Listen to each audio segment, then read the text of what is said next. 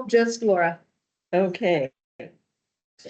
And those in the room are Ella, Judy, Al, Jeff.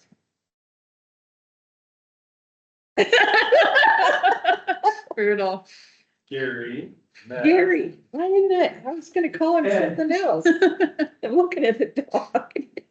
Matt, Christine, Blake, what's his name? Russ. And Tucker. Tucker And from the, what's his name? We have Briggs. Briggs is a special guest. yes, we have a gigantic He's official member of fire. 200-pound dog visiting. Remember whatever he wants. I mean, we've kind of been needing a mascot, so And I think Ken is on his way I see him walking it and down. hopefully Josh is on his way. You a 60-pound man? No. There was in the picture. Yeah. So we all met each other before, so we won't go around and do who's from where. Meeting minutes from the last two meetings. I did not look to see if we have both meeting minutes on. Yeah. We do. And hopefully everybody has had a chance to look at those. And do you have any People with the patient. questions or concerns? This would be the time to raise it. Or anytime you have a chance to look at them and have a question, give us a call. All right.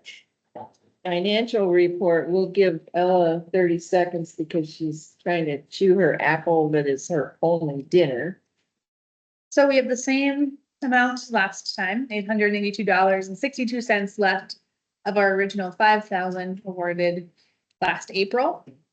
Once we spend this down, that 5,000 will renew out of my ops budget. So this isn't all the money we have, but if we do get grant funding, that'll be the last $5,000 GNRC cash, just because we'll have grant money. There we go, so we're doing good.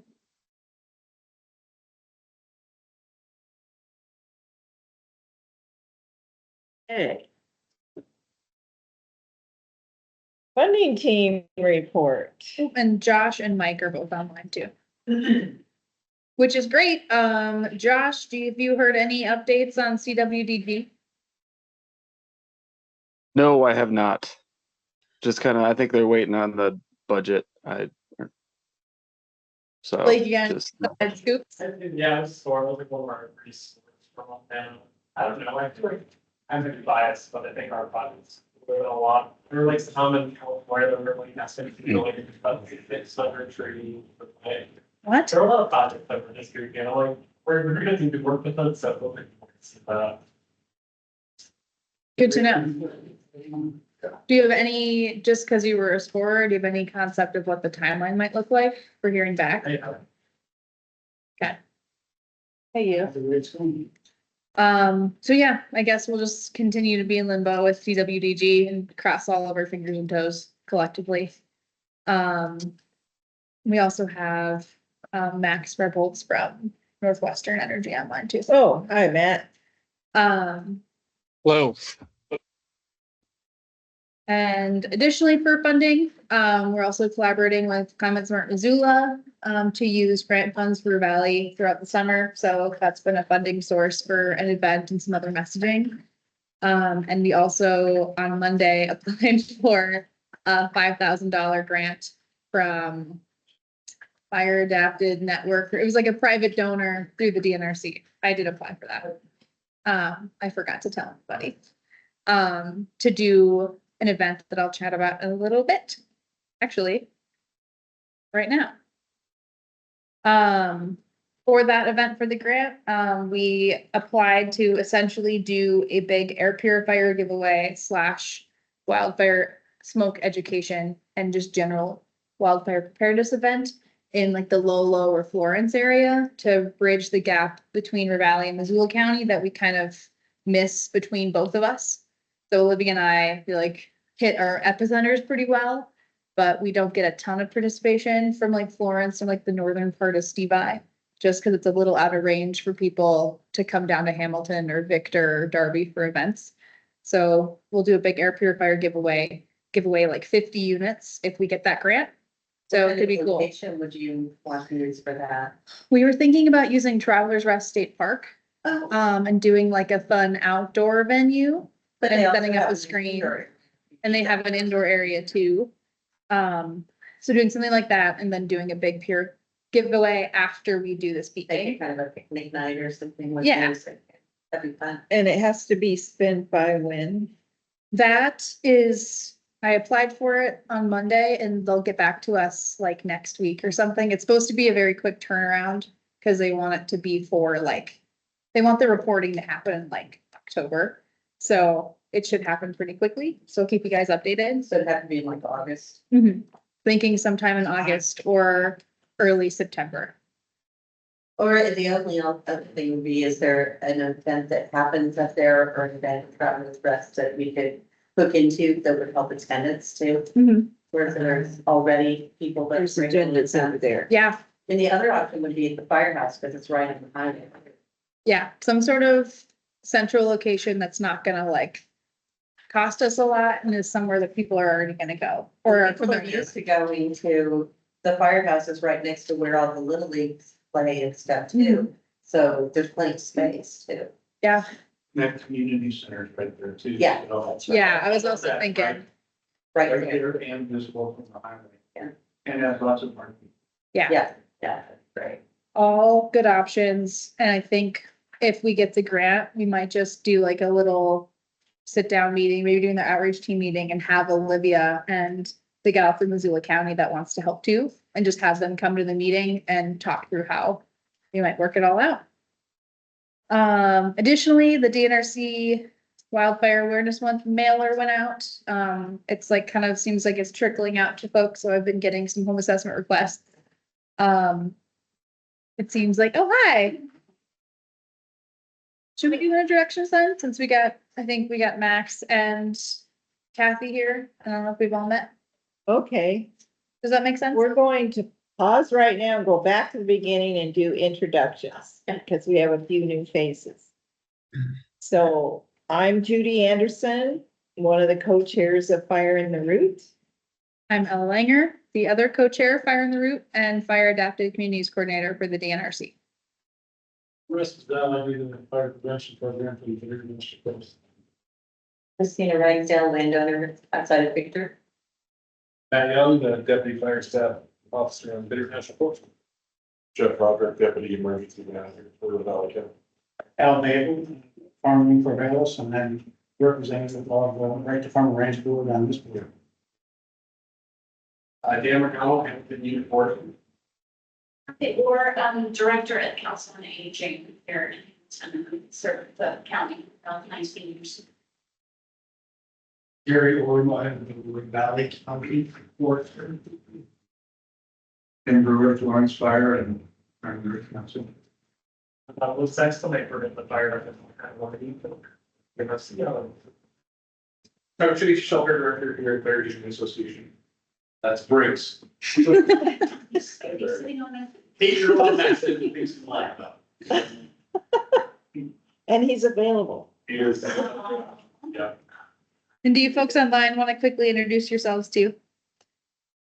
Laura Jackson, private landowner and board member for the Bitterroot Climate Action Group. Mike Kent with the Bitterroot Valley Board of Realtors and private landowner. Josh Smith, Say again. Say it again. Sorry, you cut out. Okay, Max Rebholz, Wildfire Public Information Manager with Northwestern Energy. Josh Smith, Bitterroot RC&D Community Forester. Great. Lovely. All right. All right. So we will continue Back to it. with the outreach team report. So for the mailer, we're already seeing response for the home assessment, so I kind of expect that to continue to trickle in from it. For the previous mailer that went out to most of the county, those requests kind of trickled in, like, they still come in for that mailer, to be honest. So, yes, Laura? Well, to finish up with that, I had a couple questions about the other topics. Sounds good. And the mailer, did you plan to send us? I did, and I forgot. Oh, I okay. will do that though. So we'll see that tomorrow. So we'll Yes. know what went out to people. Yes. And then so it had a home assessment sign up and hyper reach sign up. So those links were all trackable, so I can see who's clicking on what. And to about 15 people looks like have signed up for hyper reach from it, and about 15 people have visited the home assessment site so far. So hopefully And that went out to Sula. that went out to Sula, West Fork, up East Fork, Tin Cup area. And then also basically like a line from the county line all the way back down to Darby of the farthest reaching homes into the WUI. I just highlighted it all in Terra. So, we're getting folks from Victor, one from Florence, some from Steve I, and then down in Darby and West Fork as well. So they're all places that are It's potentially all at high risk. highest risk areas. So none of them have gone out to anyone that's like living in a lower risk area. So yeah, I'll keep you guys updated on the results from that since we can track who's actually following those links. We are doing a wildfire smoke in your child's health event at Bitterroot Public Library on July 21st with Bitterroot Climate Action Group and Missoula Climate Smart. That's from the Climate Smart funds. So it'll be a DIY air purifier put together. And we'll also do a little smoke Q&A for keeping kids healthy with their parents, and then do a reading of Why is Cocoa Orange. So there's going to be room for 30 air purifiers to be made. And the idea is that a parent will come with their child or children, put it together, decorate it, use a fun, colorful duct tape to tape it on, and then decorate a cardboard funnel that'll make the unit more efficient, essentially, for their bedroom. Is this what you had a question on, Laura? No, I'm on the open house and the smoke event, so. Great. Well, we'll move to that next then. Yeah. So that's gonna happen on July 21st. If anyone's interested in coming and helping out, feel welcome. Otherwise, between BCAG and Climate Smart and me, we should have it fairly covered. But we're gonna do a little bit of messaging for it, so feel free to share it on your social media or put up a flyer or sign up to a newsletter to get it out to parents. To the wildfire. Can you share that flyer with all of us so we can post it on social? Yes, I just got it finalized recently, so I'll send it out here once the actual event goes up on Bitterroot Library. There's no registration required for it. There is. Oh. So they'll have to go onto the event. Okay, with the QR code that gets you registered.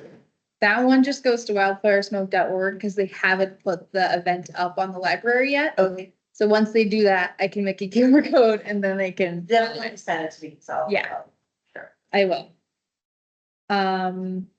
Great. So next is the wildfire preparedness open house. Max, would you be willing to kind of share about that since you're leading it? Yeah. Good evening, everyone. My name is Max Rebholz with Northwestern Energy. We are hosting a series of open house events across the state. So we picked one to do in Hamilton. It'll be at the Daly Elementary School, July 9th from 4:30 to 6:30. I shared the flyer with Ella, but the intent there is to educate people living in high wildfire risk areas in the Bitterroot specifically on preparing for public safety power shutoffs and preparing and other items that we're doing to address wildfire risk at Northwestern, coupling that with what landowners can do to prepare their property for wildfire and preparing for evacuations. So it'll be July 9th from 4:30 to 6:30 at the Daly Elementary School. And please help spread the word. I just took out an ad in the River Valley Republic, Bitterroot Star. We have a Facebook event created on Northwestern Energy's Facebook page. and allowed Valley County Emergency Management as well as Bitterroot National Forest to help share that event. And I think also Fire in the Root Facebook page. But yeah, people are interested in attending or would like to help spread information, just please let me know. Great. Quick question. Mhm. Max, is that the same information you handed out last Thursday in Corvallis? Was from the LEPC meeting. Yeah, so it'll be a little bit, I mean, yeah, it's essentially the same information, but more of what a homeowner or landowner can do to prepare. So that presentation was kind of more driven more for like agencies, a little bit more in-depth information, and this will be more geared to how if we do a public safety power shutoff, how people can prepare for that, prepare for extended outages, how to receive notifications, things like that. Okay, I just had flyers from last week and I wondered if it was gonna be the same. That's fine. I'll still share it. So we're Yeah,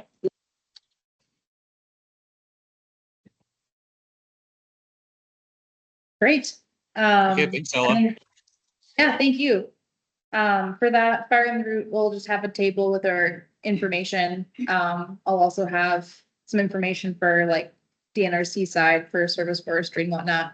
That's cool with you, Dan. Yeah, or And then Russ and the prevention folks will be there too, just talking about some common prevention themes. So everyone's on the same page and prepared for the season. Did you know about it, Jeff? Yeah, sure.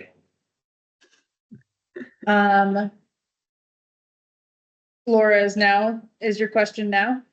I think that answered most of it. I wondered what exactly they were going to be focused on and who was organizing it. And now I know.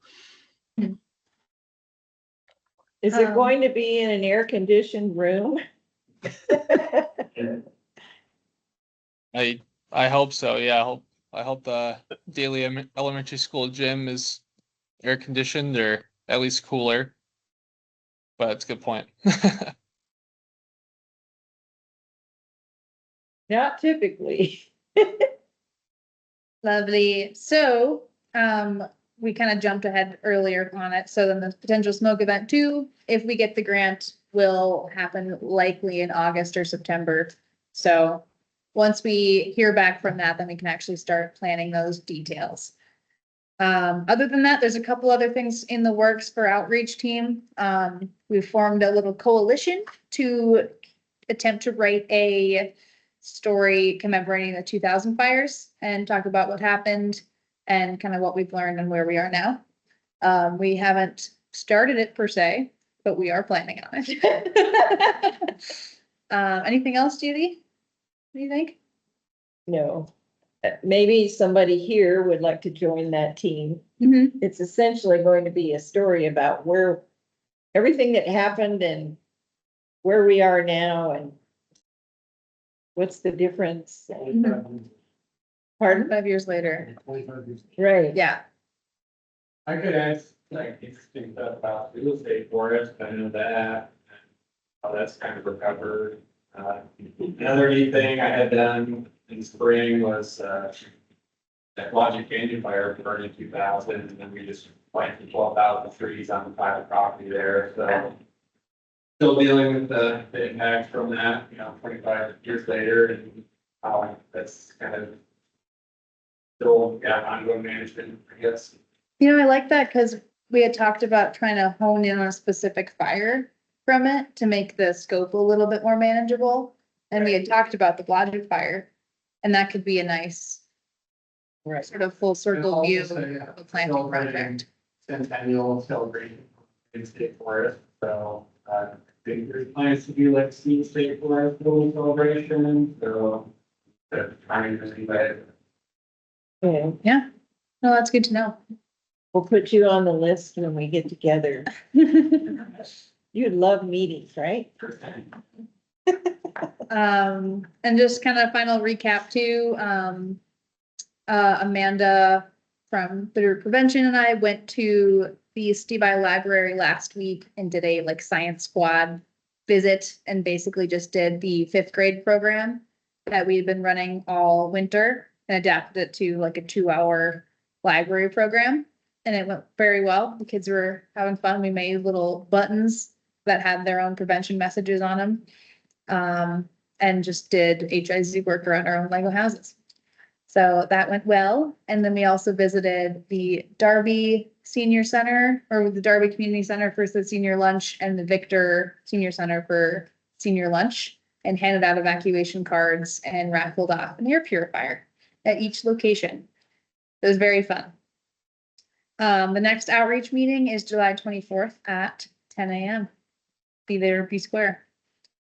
Any other comments before we move on? On the potential event in Lolo Florence, if we get the grant, has anybody sort of focused on who gets those air purifiers and how to get them to the people who can't afford one, I guess is what I'm trying to say. So for the event, the structure will be, so we'll do marketing in that whole area leading up to it. And a big part of the marketing and the incentive is that people who come will get an air purifier or an air cleaner. So the first 30 people that sign in or register will get a Winix $99 air cleaner. That's a nice grade, cleans like 1,100 square feet. And then the next 20 people who sign up or sign in will get a DIY air cleaner kit. And then the remainder of the folks, if there's that many people that come, will enter a raffle to win $180 value Winix air purifier. So we can't necessarily target a demographic for this event. We can encourage people if they have gotten a purifier and they already have one to find someone who didn't get one and gift it to them. But at the end of the day, it's a way to draw people in, distribute cleaners to about 50 different households, and then also give some information and talks. And they have to listen to us if they want to get the purifier, because we'll be giving those out at the end of the event. And we could, of course, say at the end, if you already have an air purifier or you can afford one, but you know somebody, a relative or a neighbor, Yeah, who needs we one? would encourage you to consider giving it to somebody who can't afford it. And Mhm. it's up to them. Did you have a comment? What was your turnout at the senior centers and at least their response? At Darby, what was it, like 20, 30, 40? There's a lot of folks, Yeah. Yeah, it was probably 40 people. 40 people. Judy went around to each one and handed them out an evacuation card. They're eating lunch, Yeah. You know, they're busy. but, we gave a little chat about kind of who we are and what we do. They were all very, very kind and listened to me. They weren't Right. necessarily there for wildfire information, but they all got an evacuation card and they did have to listen to me for about 5 minutes. Well, the nice thing about that is that's their once a week gathering, that they all get together and there's quite a good group. And then they go home and tell their friends and their neighbors, which is so important. It's word of mouth a lot of times. But we did run into the same thing we've ran into before when we've had a booth at the fair or something like that. It's the older demographic, old Bitterrooters, I call them, that know everything. And, oh, my son works for the Forest Service, so I don't need any of this. I know everything, and he's going to take care of me. And I would say, well, he's gonna be on the fire, so he's not gonna be able to take care of you. So you're gonna have to make sure you get this. Yeah. Really like downtown. So it is a little harder to reach the older people who have been here for quite a while. I don't know how we can change that. You can't just hit the. You have to reach the ones that you can. Yeah, And the ones that we can too are the best people to convince the ones that we can't, Yeah. is what I feel like. I've been noticing, like, I'll do an assessment for one person who's in a big group of friends who none of them think that the assessments are worth it. But she got the assessment so that she can tell them all to get one because she did the process. I still say you should go to bingo night, Victor. So I am basically actually what planning happened. on doing that. I because- do there tonight, and I mean, every space in the lot, and people were parked cattywampus. Yep. Other places. Place. They- How about lunch at Victor, were there quite a few people there too? It was probably more like 20, but it was a lot quieter, so I had the chance Summer, to winter, they really. speak with everybody. But, I am planning on going to Victor for bingo night. And They that's invited me Gossip back. Central too, so Yeah. everybody's gonna spread the word, give them some incentive to tell a friend. Yep. You know, if they tell a friend, they get a ticket for a raffle or something. but- Right. Were you able to make contact with Ski or? No. I'm gonna give it another go next week.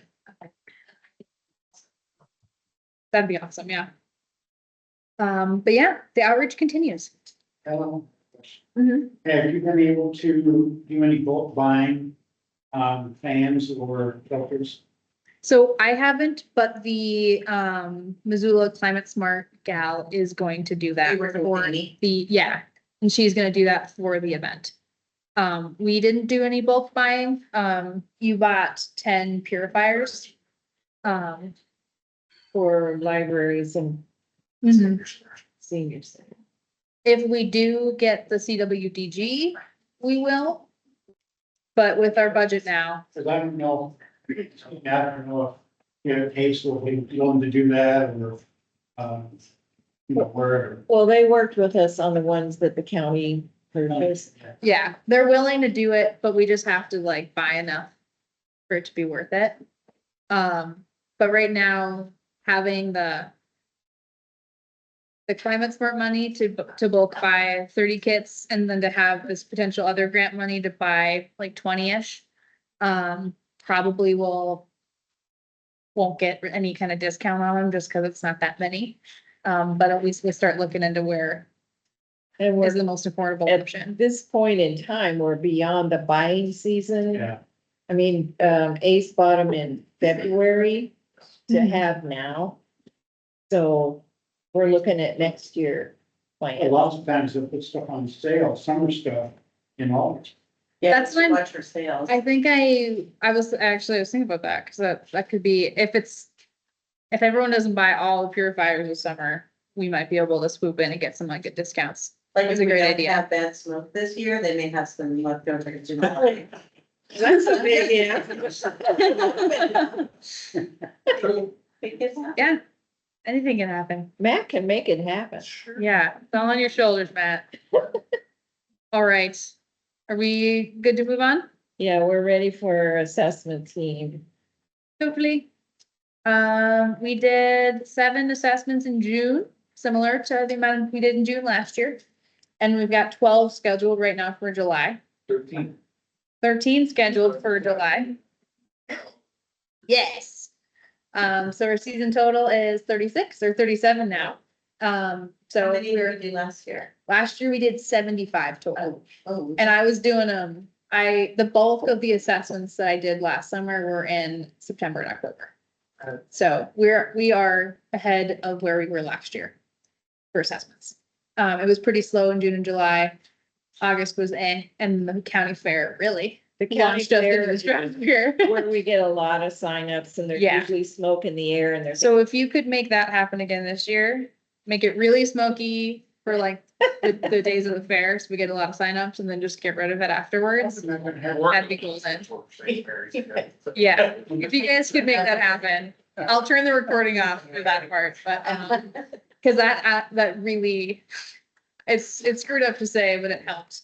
Like, people just were thinking about it and wanted to do the work because the smoke was in the air and the fires were nearby.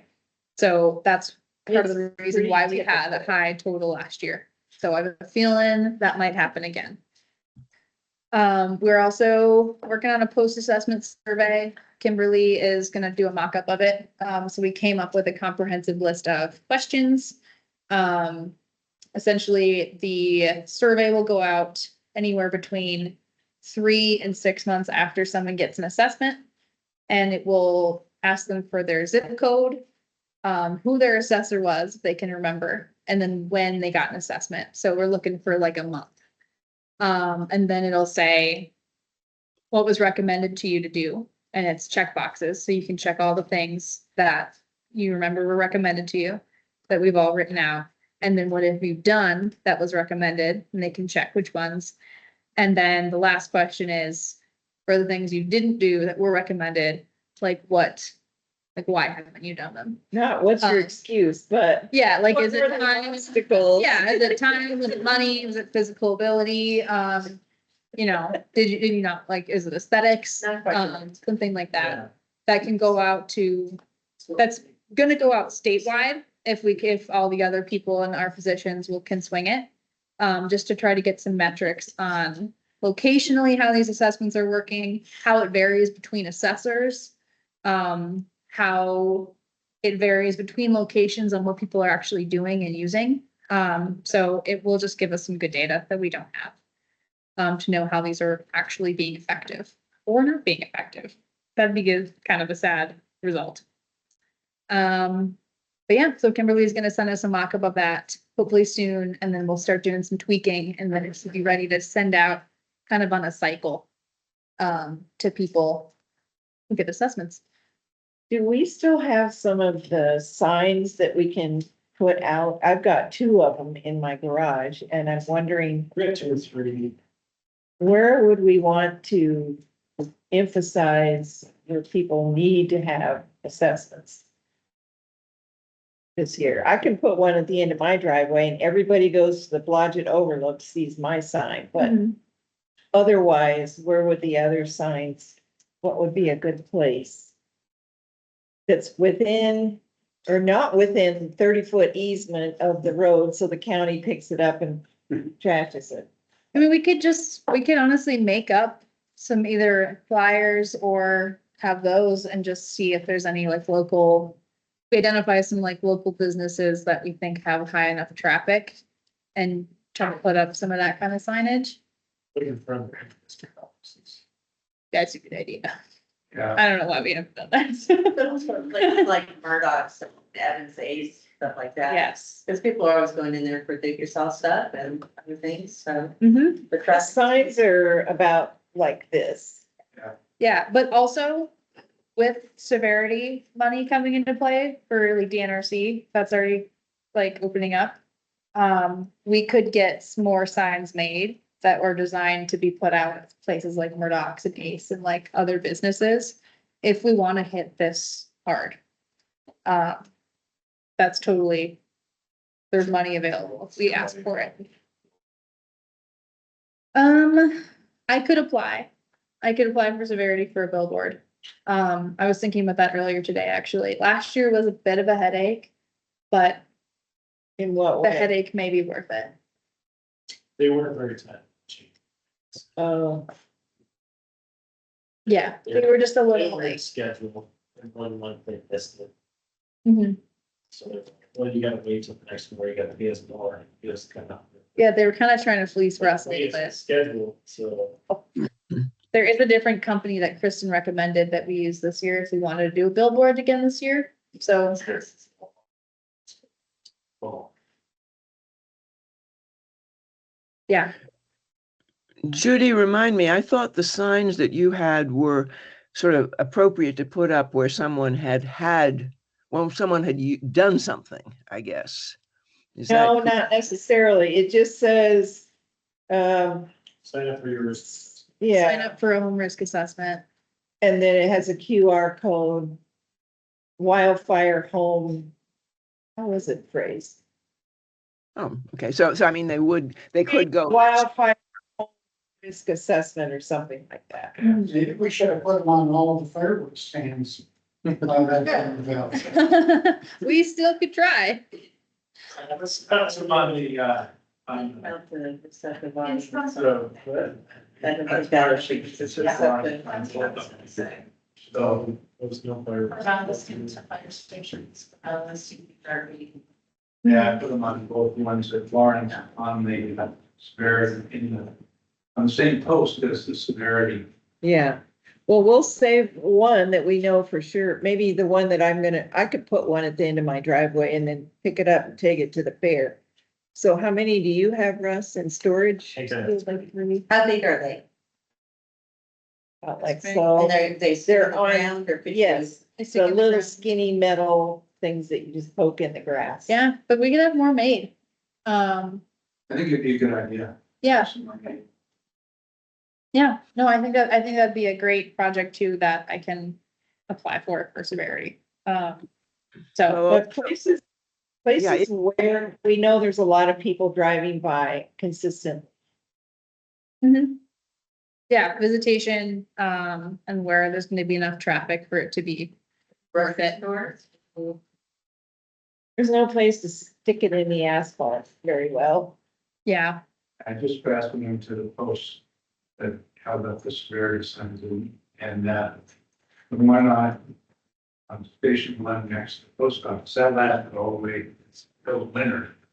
The other ones on the east side lasted until early fall.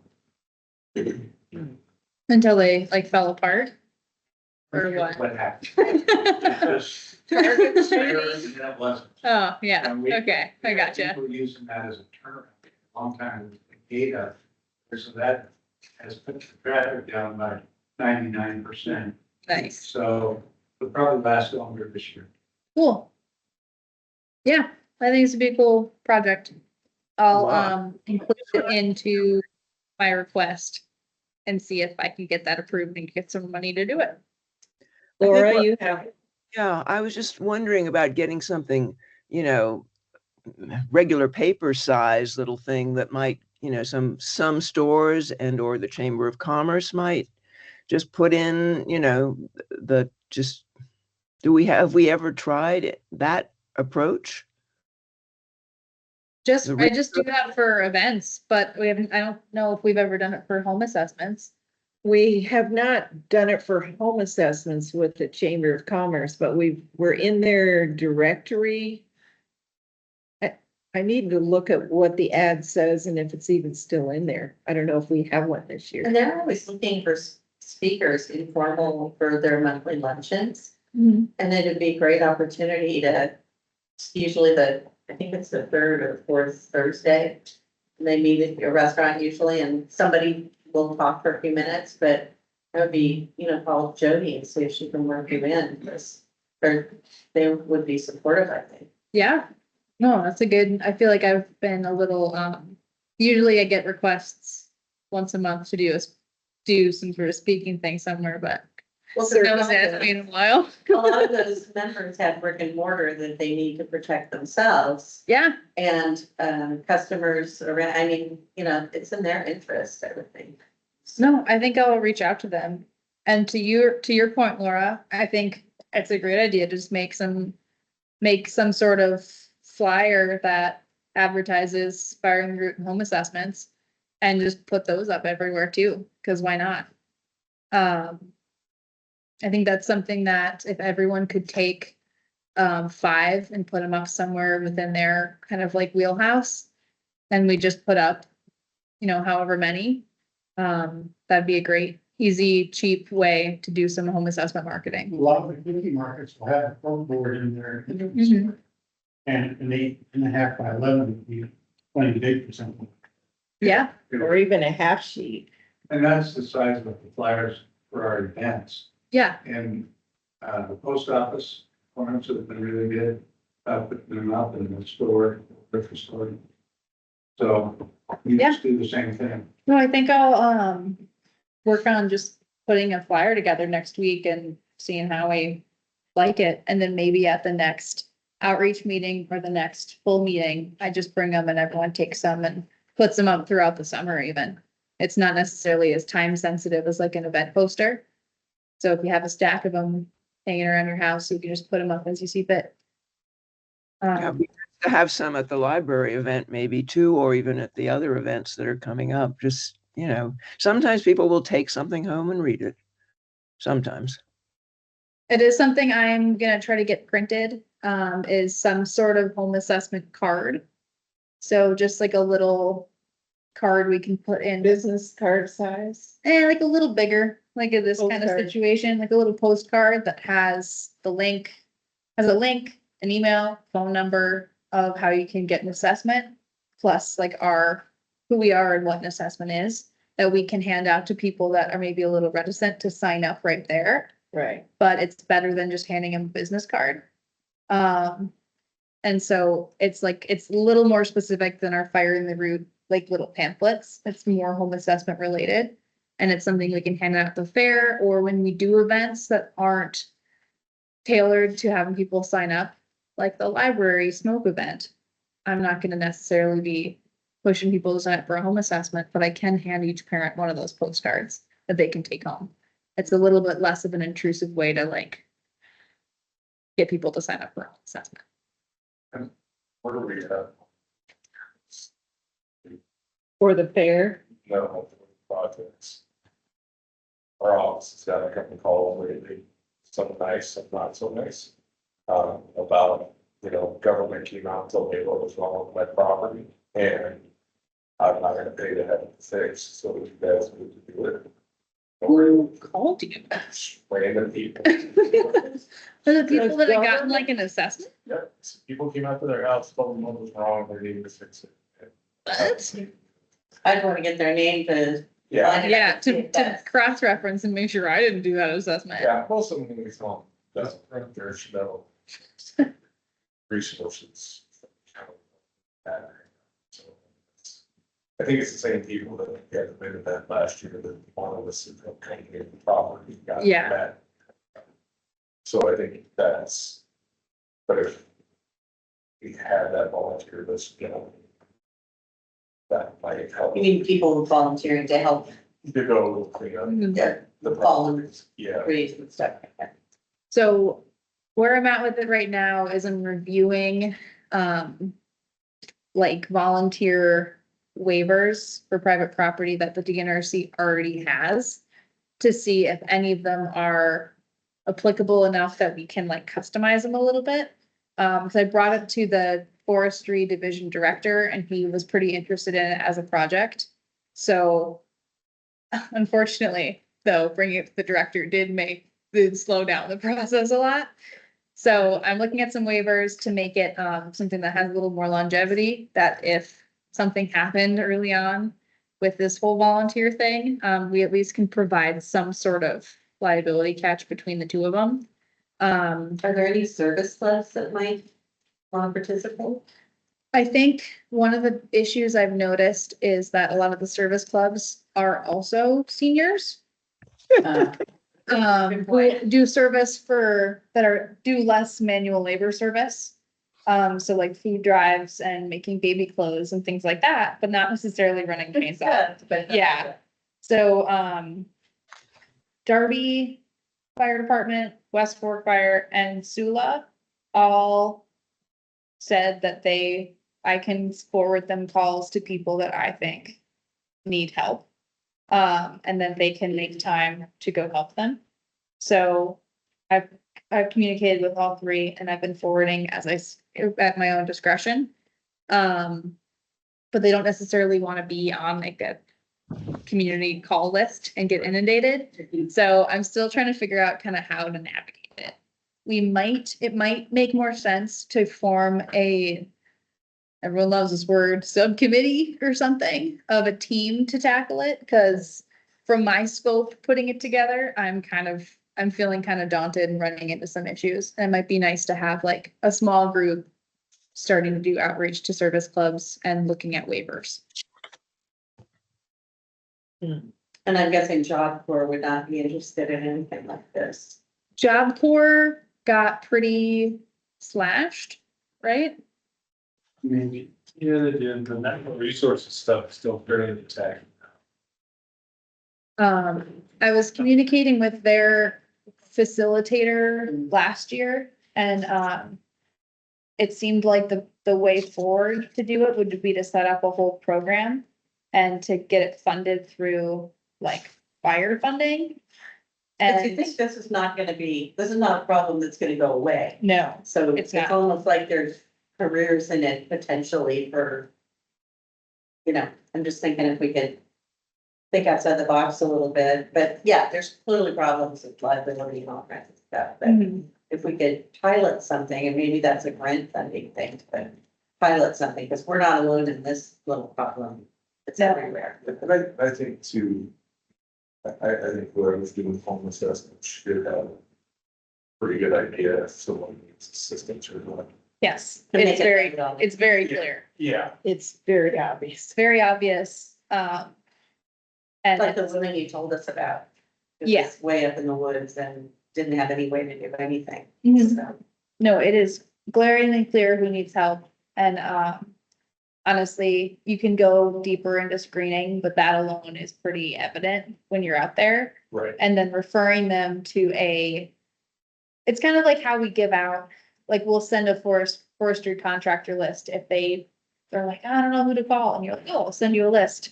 It can be the same thing where it's at our discretion. So if someone has an assessment, and then we can send them that list. So we don't necessarily like publicize it, so those people don't get inundated. But making that list is going to be a lot of cold calling, which will take quite a bit of time. Chase? He is, volunteer firefighter in the big station. Mhm. He's the pastor at Crossroads Church. After the big wind storms last year, they got a group of guys, about 15 guys, all the chainsaw crew at the church. And they do volunteer community service work. They come with flatbed trailers and chainsaws and pole hand yards and basic clearing and all that kind of manual labor. So if you ever need somebody who really needs the help and can't afford it, Yeah, get old David. David Fluke. Fluke, yeah, that will do. I'm And sure- the and I church think name? Lily could get to that. Crossroads Christian I Church. started a spreadsheet of churches and any service groups I could find, just like on the web. Inner Valley? Mormon church has missionaries that go out, and I don't know if they'll go and do like be on a regular team and do something, on a regular basis or whatever. I could, and maybe help mow lawns and do yard work for us, for council on aging, stuff. And possibly, but other churches also. Yeah. No, I think that's a great idea. If maybe like there's a group of just a couple folks, we get together and basically like each of us take 10 or 5 groups or numbers and start calling and explaining and making those contact points. it kind of depends upon how severe the problem is too. Mhm. If it's more just like weeds that need to be chopped down with a, weed eater around the house, that's one thing. If it's trees that need to come down, that's all you need. Yeah, and I think that's part of where cold calling and starting to get an idea of who's out there, What the options. what the options are, And because, maybe if the audit had notes in there specifically, and maybe you already do this about, what type of hazards are they? So, what level of work yeah. is involved. So if we call 4-H, we can be like, obviously, all the kids aren't gonna You be. have to do community. Yeah, you have to do service. community service, we're not gonna have those kids felling like hazard trees next to the house. But they can move wood piles, they can help move all their furniture to a Get that different, patch. more advantageous location. They can rake needles, they can limb trees, with like a pole saw. Part of it is gonna be tools too. A lot of the homeowners don't have good tools. Couldn't we write a grant for a tool library or something? Yeah, Well, you that- probably have a storage issue, but we could look at it. Maybe a fire. That's that in, Pardon? that in grant storage. The grant. And this might just be another grant idea once we have our 501c3. This might be something that we pursue Yeah. for another big grant. Maybe. Small part trailer, all the tools and it's. Never like the trailer. People who ever job would look them up. Yeah, and then what do we hire someone to maintain it, or do we do a rotating schedule for a tool trailer?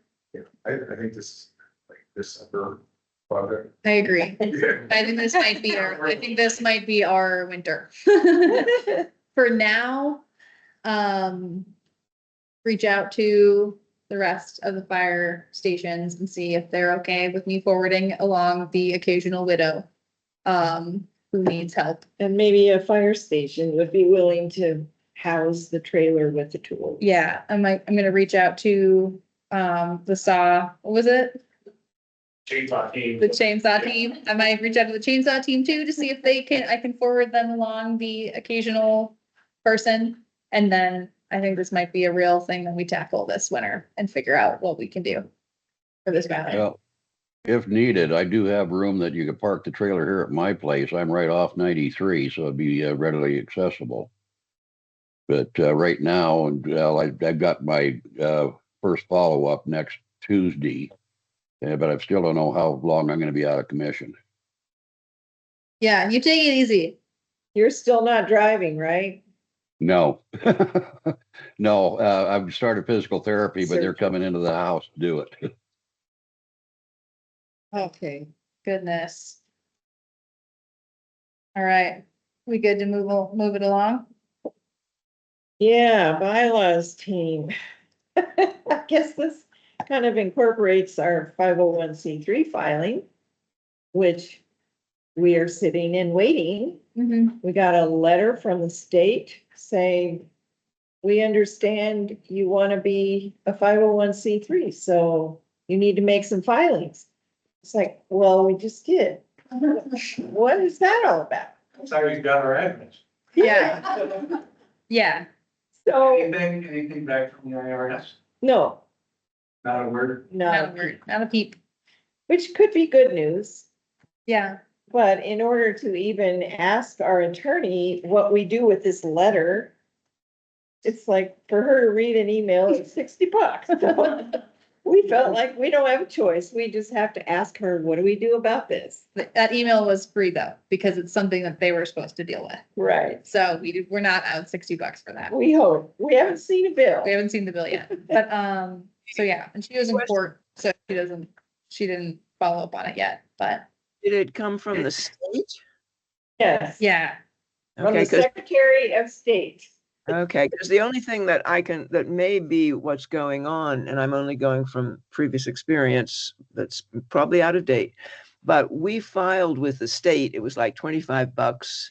This is the climate group, and got a state nonprofit approval almost immediately. It's the, we wanted for many grantors, they want the federal, not just the Right. state. So it may be that when the feds get a request, they kind of check to see if you've already got a state one, and that's what's going on, possibly. Are you with me? Yeah, Yeah, I but do think that, I it- do think that is what it is, because they said like, you're now a Montana nonprofit. But now I think Natalie's office was supposed to do something with that, They were to make supposed it to fill official. out a form and maybe they skipped doing And they may that. not have done that, but you're right, Laura, it's for like finalizing us as a Montana nonprofit. But it was just like a letter that didn't come on time or something. Because I mean, that was a shoo-in. It was easy to do, put it that way. I mean, we just did it online and paid our $25 or something, and it was done deal. Whereas the federal thing is much more complicated, but it is what many grant givers want, is the federal one, especially larger grants. Right. Well, we think it's gonna get sorted out. So I guess we'll say no news yet. No news. Reminder, we need to track hours and we will get more serious about this. New business, spending priorities discussion. We are planning on receiving the grant for what we put in the CWPP project action items that ended up in the CWDG grant in more detail.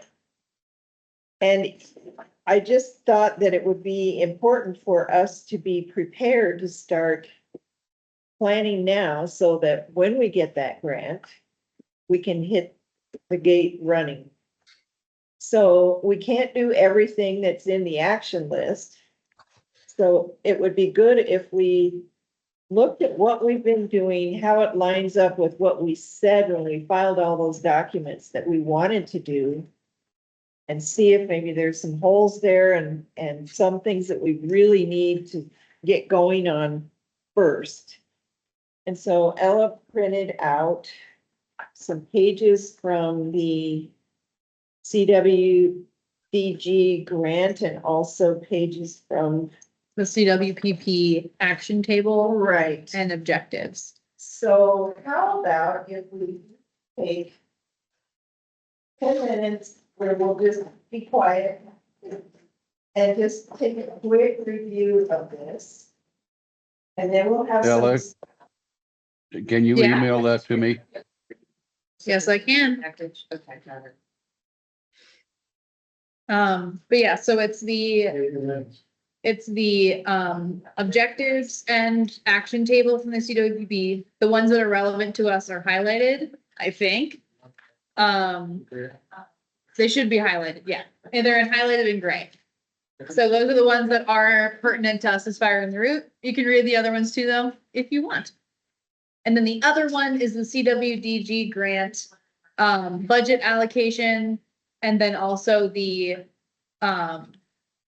it's not the measurable outcomes. It's like the project description, just reading through those of what we actually applied for to do. Puppy dog. Maybe he's just taking a potty break. So for 10 minutes, we'll just review. So Or if if it's, it's fine, how do we accomplish this? I'm emailing you guys right now. Okay. If my email will load. Could you send that to me too, Ella? Yes, I can. Thank you.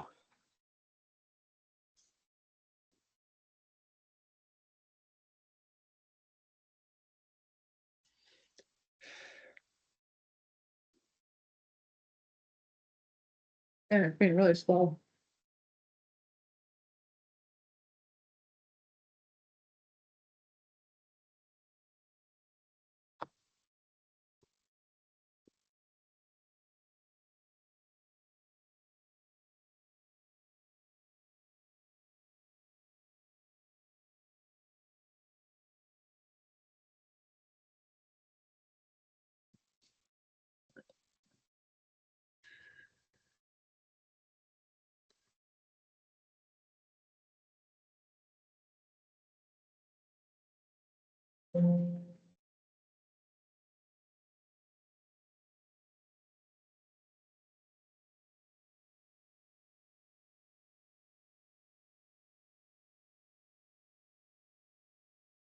All right, sent.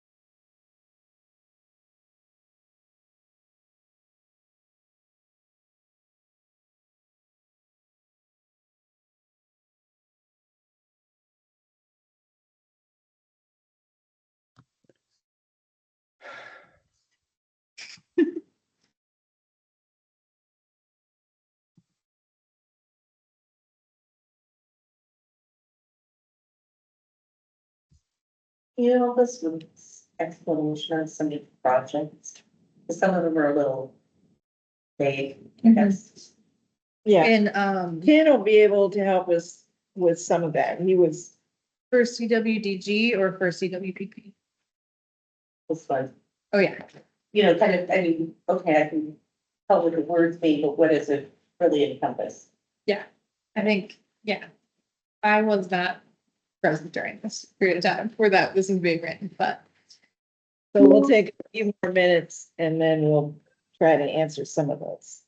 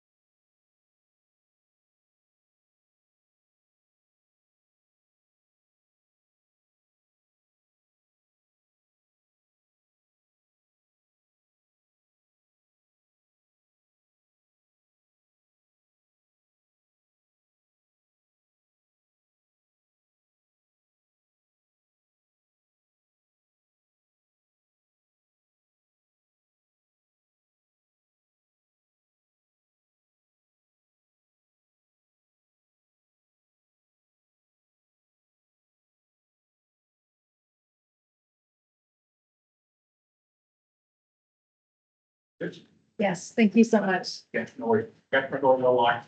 That door is open if you guys need to head out that way or the front door.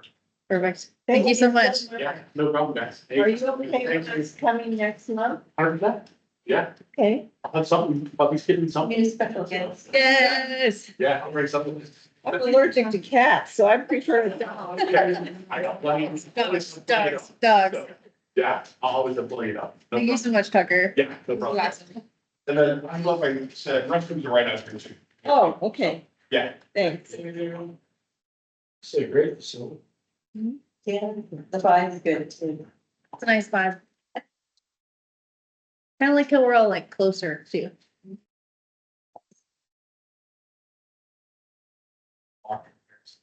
Nice. Keep it down. Yeah. There you go, have to put it in. I didn't realize you got that close. Yeah. Nice. We'll share, thanks. Oh, wow. Wait, really? Yeah. It'd be really easy for you to adopt an animal from here then. It would be. Just walk on over, grab them and go back up. Yeah. There you go. When Jeff gets back, we'll start some of this stuff. It hasn't been 10 minutes, but I know it's something we have to speed read and there will be questions anyway. So this is the actual, so I understand, this is a grant application Mhm. and this is That's the CWPP the things project. that we're looking to fulfill are the ones that are highlighted. The Yes. Nothing. CWPP protection plan is what we developed first. Right. And then we had to fill out the details in the actual grant. And yeah, the grant is derived from the goals from the CWPP. And the CWPP is that. So we didn't want to have everybody look at the whole thing. That's cool.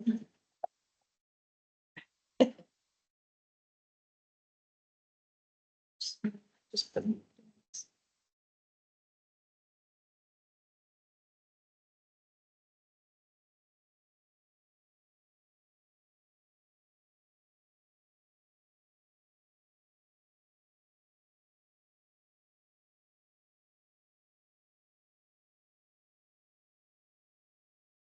It was really nice.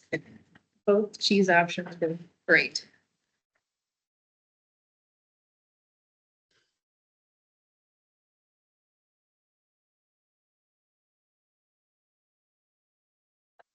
So I'm sure we haven't all read everything in detail, but you have some idea.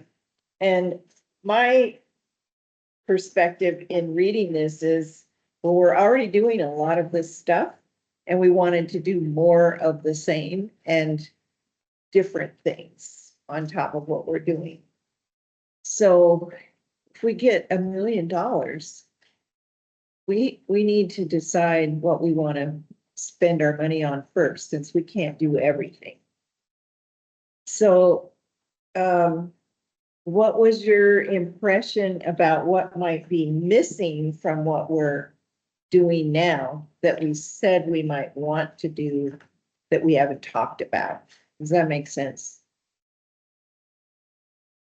Having not read the full plan that Right. we're talking about, I was looking at it from the perspective of somebody who planned big projects and stuff and questions, and you may have already considered it and not done anything, but the fire adapted communities, there's a lot of great stuff in there, but I'm wondering, since we're going to be looking for longer term funding, could one of the objectives be developing a multi-year plan for that if we don't have that already in there? Because then you're not just being tactical, you're developing an overall strategy. And that would, if I were a funder, I'd go, oh, they're thinking 5 and 10 years from now. That's something I want to get into. So that's what it means. And then the countywide social assessment. Exactly. And sure, exactly what you're looking at is do some kind of statistical audit of at-risk people from a geographic and mobility and other access. I mean, there's a million criteria for that, using existing records and maybe having somebody go through and develop that kind of methodology, and then wrap your arms around it. Because typically everybody knows, I used to live in a place where flood was the biggest risk, and we had all kinds of data and huge databases that were GIS linked and everything on, okay, if this area floods, we've got a ginormous list of who needs to be notified first, their caregivers, them, whoever. And, I'm guessing we don't have that kind of data, but having some kind of methodology to get that data and make it usable for first responders and whatever. Right. We have everything. That's great. I would say. Yeah, that's in place. Everything's in place. The idea behind that specifically is, FEMA has its own idea of what a community in need is. And when we looked at the different grants, each grants had different criteria. So it was basically just setting aside funding for someone to do the research specific for that grant. Then I think letting people know that you have this information, because for some people that would be, I would think, reassuring. To let them know that locals are prepared to help them. Yeah, it's. Here it's a little slippery slope, because once you start labeling where someone is at, then they get bad. Well, you have to be generic and say, Right. anyone who has a concern, it could be, if you're by the river, it could be, one thing, and they're the all hazard kind of thing. And when I look at that item specifically, I'm thinking about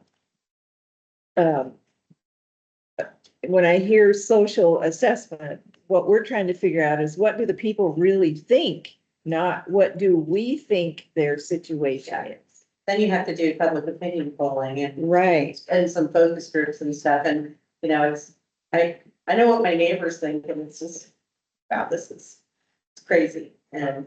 Right. I didn't hear the I'm question. sorry, could you put that up like on the survey?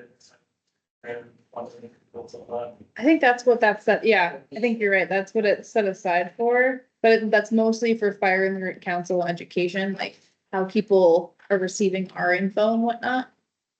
I know there is Be more that, explicit about that then, because that's gonna be super valuable data for us. Are I we, think there's that, man, Kristen talked about it all the time, because she wanted it so bad for Missoula or Swillow, but it's a certain kind of survey. It's a kind of a social, some program. I'll have to look it like up. social acceptance? No, it's like a, you know what I'm talking about, right? And it's got like a funny, it's got like a perky little acronym, Yeah. but I can't think of what it's called. So many different dynamics. It's like a huge, Yeah. like, it's an area survey of like social breakdown and like tons of different kinds of demographics and like, Sounds like it's an analysis of existing data as opposed to like a phone survey though, right? Correct. Right. Yeah. Mostly. Right. yeah. Right. And So then it's just a lot of data analysis. it's a bunch of data analysis and then it gives you like, And that's some like like been done. area specific social science to work with. Yeah. No, it hasn't happened. It's like what we were. There's only three communities. Uh, Based off of social, economic, religious, gender. I mean, they broke it down so much to. Yeah, so. So we already kind of have that. So I know it's great. It's very specific. It'd be nice to be able to switch them up. Yeah. Dial in the right criteria for the grant requirements. And from the one that's right.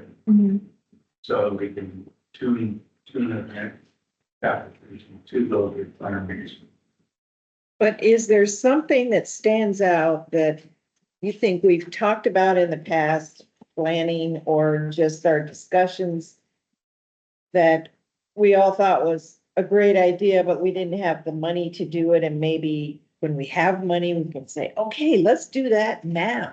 Well, I didn't see it specifically in here, but things about having like block captains in different areas to help, you know, have more community meetings so people, one, get more assessments and two, are thinking actively about, do they have the right routes for evacuation and do they know where to go?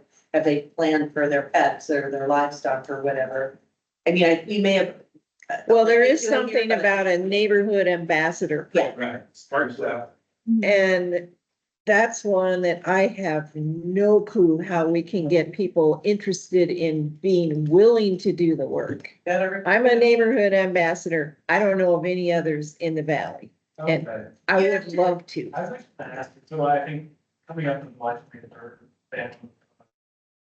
Oh, not the organizer and Washington, people.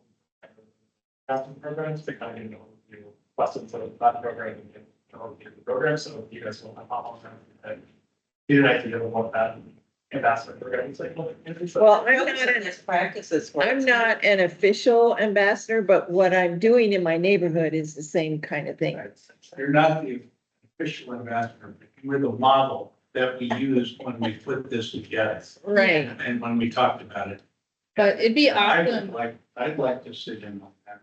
I would too. Well, that's the second, is those, if you guys do any ambassadors, follow up, have this intro meeting, like the Colorado Ball, show us in a follow meeting. People around the state are already kind of doing this to figure out how to plug them into a ball. Right. So I might. It sounds like I should listen in. Do you wanna just send me the, Yeah, I haven't got. Maybe send it to everyone. so when it's, whoever can. when it's doing its thing, you can send it to me and then I'll send it to everybody. That'd be good. I think that's one of the things. There's some other things that we are not really doing right now either. You know, some of the things that I'm taking on the table B5, B5. We haven't really, this citizen science program didn't get a lot of traction when we were putting this together. Right. But it also was not something that I even had. And the home hardening incentive program, we circled around it a number of times. We haven't gotten anything concrete out of that. And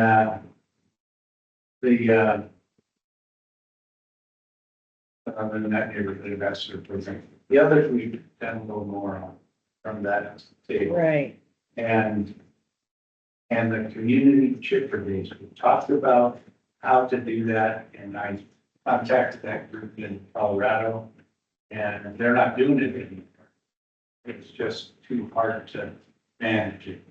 And didn't Hayden say that they had a chipper, but maybe now they don't, or? They were gonna try to sell it. Yeah, and I don't know, I mean, there are some of the loggers, local loggers that have small ones, but they're busy doing their jobs with it. Right. Could we They do don't like live a in town, Dick and Harry on the chip. Well, that was the problem with this one outside of, Fort Collins. It was, the big HOA, a huge HOA. And they had a certain number of people who were authorized and trained to operate the thing. And then they would take it to landowners. And people would bring everything to the road and they'd chip it up. But the maintenance on it just killed them. And they couldn't keep Especially that when you're going. throwing rocks through it with somebody that's. I have something that might be a terrible idea in actual practice, but what if we did something instead of a chipper day? What if in like the spring or the fall in a neighborhood, we had like a community like pile burning day and like the fire department would come out and then we'd have a bunch of volunteers too, and it'd be like people would go to different houses and help them burn their piles. I love the. I love that idea. Yeah, Instead of chipper, it's like less, and even if there's like some local other fire folks that wanted to come out. Because Um, people burn here, they don't chip, even if they had availability of a chipper, what are they gonna do with And it might, chips? those The folks city that of Hampton skips all their slash, all their down trees to Missoula to be chipped. They truck all that crap to Missoula, yeah, and we pay tax dollars to have it chipped in Missoula. but throughout like the Oh. spring and the fall, we could have like different neighborhoods sign up. You know, we have a certain amount of days that we could actually swing, you know, might even just be one. Well, especially because we burn a ton of stuff and it's a pain to do that. It would be really reassuring because every now and then we're afraid something like, the wind comes up after you've already started it or whatever. Having fire close by is, The one thing that we found from last year's windstorm was, and the county was not gonna, didn't have a spot. Because of liability issues could be dumped up there. So maybe part of this funding would be secure leases and all. Kind of that north central, that, south valley. They have like 5 acre spots so people can take their debris and pile it, so we have a centralized burn location. Might be better than actually going to having a fire crew station to have one location to do the burning versus. I don't 100 wanna haul houses. my stuff. I would rather burn on my property. I don't know a lot of people that wanna haul. They don't have the equipment to haul. that's, a lot of, the fire districts already. People. Yeah. Lauren said. No, totally. 20, there's a burn bill, Yeah, and every year there's 10 to 30 different ones that they actually go out. Sometimes they help people, but mostly they go out and do it for them. And my guess is that other fire districts are about the same as ours. that's what I've heard from each district. And like we can adapt that already happens for like one day for each fire district.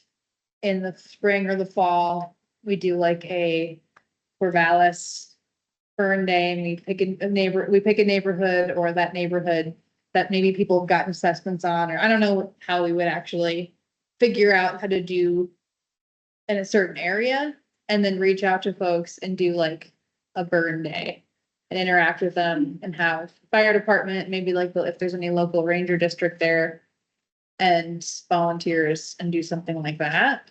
Maybe try and, on projects.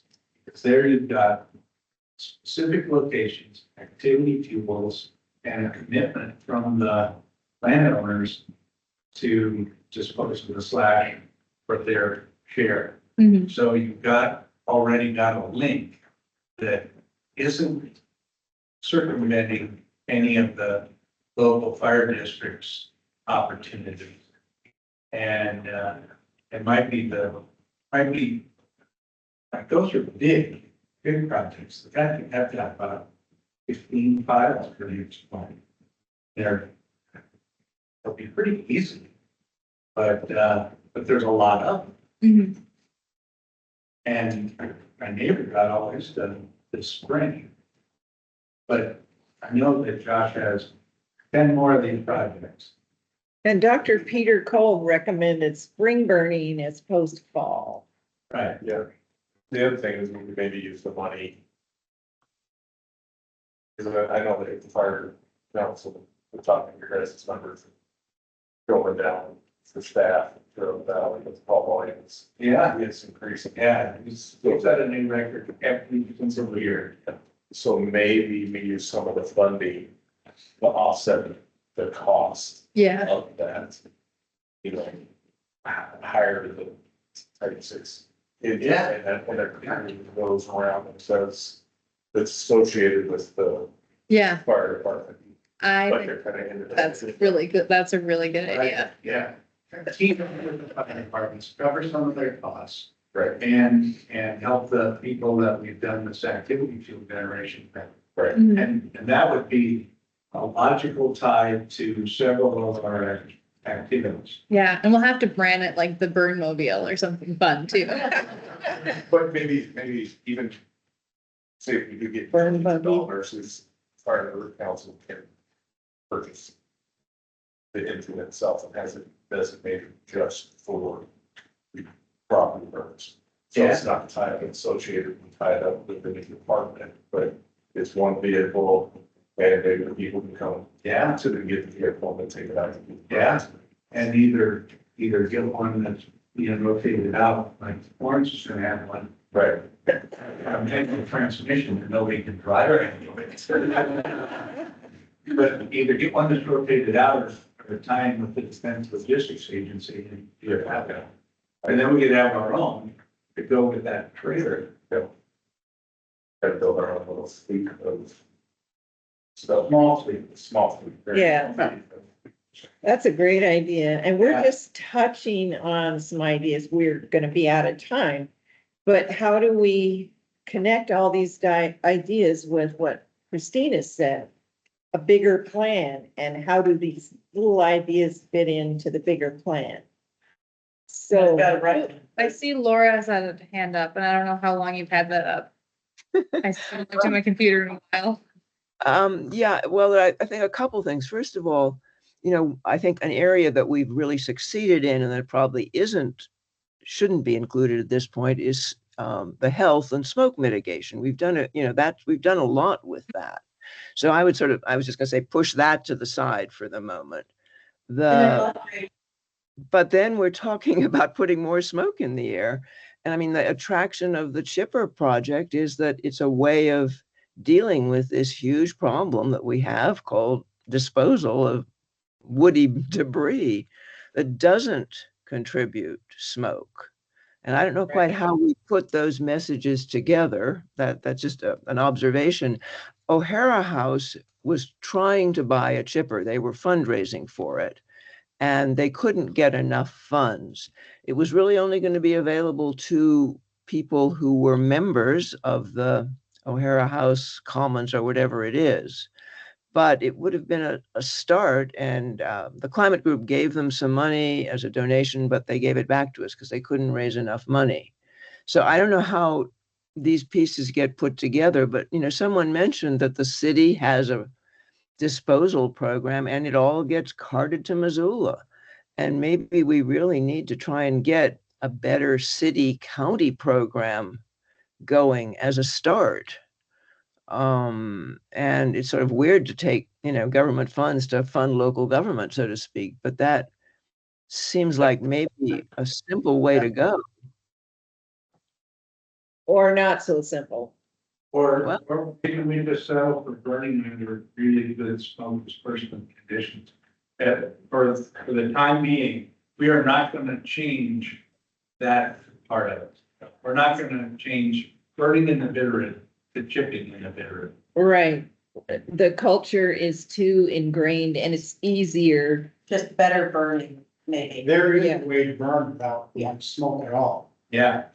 And we've had 2 workshops on it. And I think most of And us. if Al would just- One of them. If Al would just invent that thing that he had back in another state, he could Oh, do. yes, that's a great. Yeah, it is a great idea, but I'm getting too old to do that. So maybe something like a reduced smoke debris burning workshop at the different fire stations, like a smaller version of it, every year for a Saturday morning for 2 hours and add that to the burn mobile. And Or put it into their training schedule. They're all, Yeah. all of them are looking for 2-hour training once a month. Mhm. And that would be a really good one. And they don't have them the same nights. So you can. we'll have those open to the public too. So that people can come, learn how to burn. That would be great. And it would mix the firefighters and the public. So you can put together an air curtain destructor cheaper than you can buy a chipper, even a used chipper. You're looking at 25 grand for a decent power chipper, for a mediocre. Used, Yeah, maybe one used. that's what I ran with other, but it was scratch chipper, you have no control. So the thing that you would build, Al, would be what cost? Well, But the county said it wasn't a good idea. they told me they didn't have any idea about it, so I sold mine back in the old. But, cause I was gonna bring it with me, cause I didn't know, I figured Montana was really good about keeping smoke out of the air, but that was before I moved here. But, so yeah, it works, and the one I had, you dig a trench. 10 feet deep, 8 to 10 feet wide. And then you put a blower tube along one edge of it, and you adjust the vents on the fan. And on the tube, then you run it I ran mine with a tractor, but it was a big blower fan. It was a 7-foot tall by 18-inch wide fan. You could adjust how much air you put into it. And the only you could load that pit full of wood, even green wood. And once you got the fire going, within 20 minutes, there was no smoke.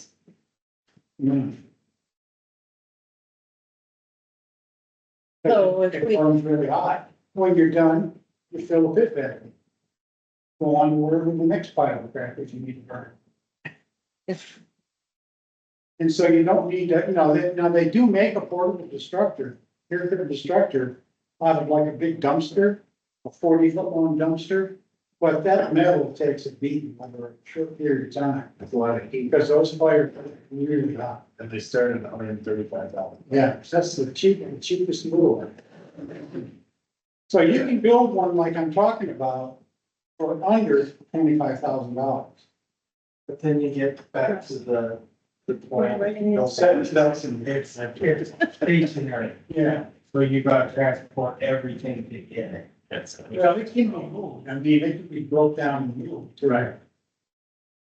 Of course, you gotta find someplace that isn't all rocks. Yeah. To dig that trench. Yeah, one better on one side. If you have to put those and put them in It's piles, 8:31, Yeah, by the it way. gets pretty. At the end of the day, if you're going 100 feet every time you gotta move that, and yeah, so. So maybe we need to see who might be interested in figuring out if that could be done here and what all the ramifications are for the soils and whoever owns the property, blah, blah, blah. Yeah, if we think that's really a Some viable, sort of measurement, some sort of metric to be able to exclude all of the smoke that we're getting from the other states and identify, how we can cut just the smoke here. yeah. The other thing you mentioned was about smoke health effects, and I don't know if anybody saw it, but Newsweek had a huge article talking about the health effects. Now that people in the East Coast are being affected, it's real news. And, but the multi-year study that UM's been doing on the folks in Sealy, they finally have some preliminary work, and the damaging effects to people there are long lasting. Mhm. And they have the data to prove it. It's really kind of shocking. And so we might want to hear from them at some point, but also it gives us a lot more evidence to get people's attention about what smoke is bad. Right. So with that being said, two gal students from the University of Michigan, or somewhere, I'm not sure exactly where it's from, but they're doing a smoke study. And they came through and I met with them and they're going to talk to Eric Cooper and did they? Yeah. So they're doing this study. So it might be good to keep track of what they're doing because they're going all over different spots in the state of Montana and other states as well, doing this study on smoke and its effects on people, communities. So, Yeah. Can I ask you a quick comment before we close? Okay, When I first started on Fire and Roof, we talked about 250,000 acres on the Windward front. Now it's 140,000 acres, but that's still a giant number for people that have a concept of. But what about, and I'd like people to think about this, we can talk about it in the next meeting. What about if we broke it up in 10 or 12 or 15 sections? And we could make a map and utilize the map and say we mitigated 6,000 acres in section A, 2,000 acres in section B, and some way to track this, to show people what we've accomplished. We could do it by drainages or do it by zones or however. I mean, just something to kick out and think about, so we can present a path forward and show people that we're making some progress. You're talking about public and private application. Yes. So we have the front broke out. Oh, okay. Forest Service piece, it doesn't. include, I mean, you could, maybe there's an exercise that ties in with private down to like 93, so it's. Because, you know, last year we did 16,000 acres, I think it was, Total treatment total tree, on the forest was, 28. So, I mean, but the average rank and file doesn't know that. And so if that was something we handed out at the fair or main part of our program, that, and I'm sure the Forest Service had to go down either drainages or zones or whatever. But that's, I guess you could go to the Forest Service and get that, but it's not really available unless people know that. Well, you get questions from the public that indicates they don't think anything's being done, Yeah. so. Yes, County Fuel Creek, we have that map that you're talking about with the private on the RC&D projects, all the RC, all the state projects, all of the federal projects. The only problem we got, the NRCS have bylaws that they can't identify exactly where they've implemented projects. So on the map, you've got these big, great, like logs in the middle of it. So, but otherwise it's there. If you want to look at that, we, thank you for participating. It's been great. We had a huge topic and not very much time, so we'll probably revisit this next month. Yeah, I think we got some big ideas to work through. Maybe we'll have money. We had more incentive to get. Everybody cross their fingers right now. Ken said that. Next meeting will be here. Yes, we'll have a different dog to view next time. No cats. Great. Julie will, not Julie, I was calling you Julie. Judy will die. So we I won't be think I'm bringing a cat less in. allergic now, but. So should we go big dog or little dog next time? How do you guys think? Jack, listen, everybody brings a dog treats or cat treats. Everyone has to have a little pocket full of dog treats and we'll request a little dog next time. He said whatever he has. August 5th is the next meeting date here, and if you have anything you want to add on the agenda, please let me know. Thank you guys so much. Thank you, guys. Yeah, I know.